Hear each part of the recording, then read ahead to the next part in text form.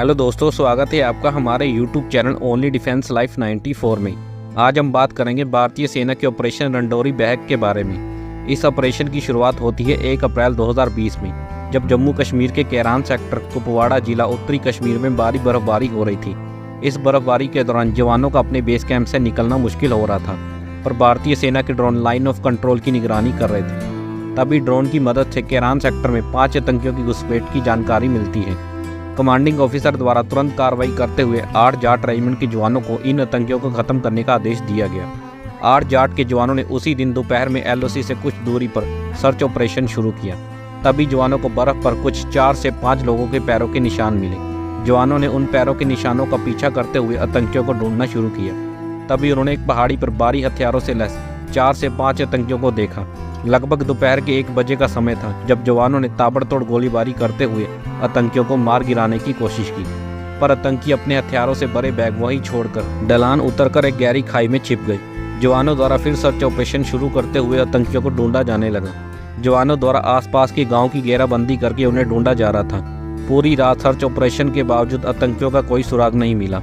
2 अप्रैल 2020 की तड़के सुबह इस ऑपरेशन में 41 व 57 राष्ट्रीय राइफल के जवानों को शामिल किया गया। जवानों द्वारा फिर से एक बार दोबारा सर्च ऑपरेशन शुरू किया गया। लगभग शाम के 4:30 बजे के आसपास आतंकियों को देखा गया और फिर दोबारा गोलीबारी शुरू हो गई। कुछ देर की गोलीबारी के बाद आतंकी फिर एक पहाड़ी से कूदकर बर्फीली वादियों में गायब हो गए। 2 दिनों तक जवानों ने आतंकियों का पीछा किया। बीच बीच में गोलीबारी भी होती रही, पर आतंकी पकड़े नहीं जा सके। पर जवानों ने आतंकियों को कुपवाड़ा के घने जंगलों में घेर लिया था और आतंकी घने जंगलों का फायदा उठाते हुए छिप रहे थे। उन आतंकियों को जंगल से बाहर निकालने के लिए 4 अप्रैल 2020 की रात को 4 पैराएसएफ की 2 पलटनों को चुना गया। इन पलटनों में वो जवान शामिल थे जिन्होंने सर्जिकल स्ट्राइक को अंजाम दिया था। 4 पैराएसएफ के जवानों द्वारा ध्रुव हेलीकॉप्टर में सवार होकर जंगल की निगरानी की जाने लगी, ताकि आतंकियों को जंगल के किसी एक कोने में घेर लिया जाए। इसी बीच 10,000 फीट की ऊंचाई से 4 पैराएसएफ के 5 घातक कमांडो को जंगल में उतारा गया। इस टीम को सूबेदार संजीव कुमार जी लीड कर रहे थे। जैसे ही कमांडो जंगल में उतरे, उन्हें बर्फ पर पैरों के निशान दिखे। उन्होंने उन पैरों के निशानों का पीछा करते हुए आगे बढ़ना शुरू किया। रात भर आतंकियों को ढूंढते हुए 4 पैराएसएफ के जवान आतंकियों के बेहद करीब थे। पैरा कमांडो के जवान लगातार आतंकियों को ढूंढते जा रहे थे। इसी बीच हमारे जवान आतंकियों को ढूंढते हुए पहाड़ी के एकदम किनारे में पहुंच गए। तभी अचानक बर्फ खिसक गई और हमारे 3 जवान सूबेदार संजीव कुमार जी, पैरा ट्रूपर अमित कुमार जी, हवलदार छत्रपाल सिंह जी 150 फीट गहरी खाई में गिर गए और वह उस जगह गिरे जहां आतंकी महज 6 फीट की दूरी पर छिपे हुए थे। इतनी ऊंचाई से गिरने के कारण हमारे तीनों जवान गंभीर घायल हो गए थे। दूसरी ओर आतंकियों ने हमारे तीनों जवानों पर गोलीबारी शुरू कर दी। गंभीर जख्मी होने के बावजूद भी हमारे जवान आतंकियों से लड़ते रहे। आतंकियों और जवानों के बीच महज 6 फीट की दूरी थी और दोनों तरफ से लगातार गोलियां चल रही थी। हवलदार अमित कुमार जी को 15 गोलियां लगी और सूबेदार संजीव कुमार जी व हवलदार छत्रपाल जी भी काफ़ी गोलियों का सामना करना पड़ा।